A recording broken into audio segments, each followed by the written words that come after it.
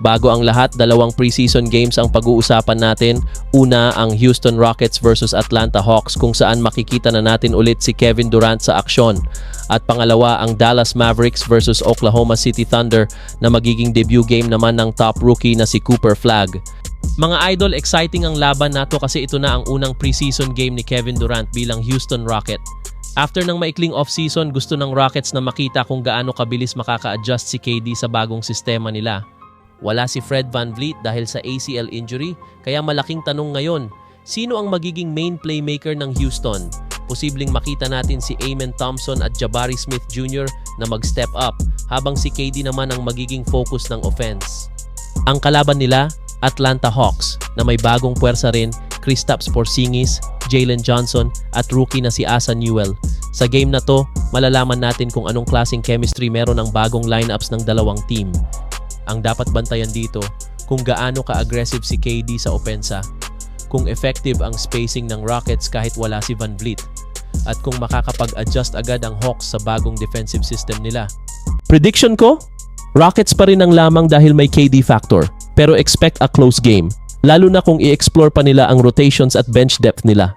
Next up, Dallas Mavericks versus Oklahoma City Thunder at siguradong marami ang aabangan dito kasi makikita na natin ang NBA debut ng number 1 pick na si Cooper Flagg. Ang Mavs, bagong-bago ang itsura ngayong preseason.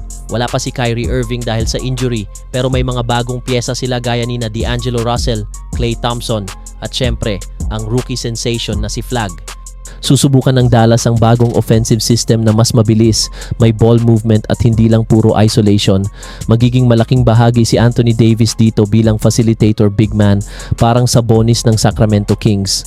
Sa kabilang banda, ang Thunder naman, defending champs. Kompleto pa rin ang core ni na Shai Gilgeous-Alexander, Chet Holmgren at Jalen Williams. Kaya magandang test ito para sa batang Mavs team kung paano nila haharapin ang championship caliber lineup ng OKC.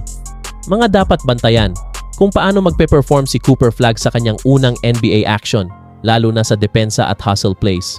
Yung chemistry ni na D'Angelo Russell at Klay Thompson sa backcourt. At kung gaano kahanda ang Thunder sa kanilang title defense. Prediction ko, Thunder pa rin ang mas may advantage dahil sa chemistry pero siguradong makakakuha ng spotlight si Cooper Flagg lalo na kung makagawa siya ng highlight plays sa harap ni Chet Holmgren.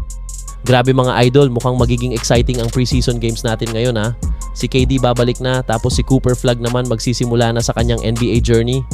Kayo mga kabasketball, sino sa tingin nyo ang mas impressive sa unang preseason game nila? Si Kevin Durant o si Cooper Flagg? I-comment nyo sa baba at huwag kalimutang i-like, i-share at i-subscribe para updated kayo sa lahat ng NBA action. Peace out!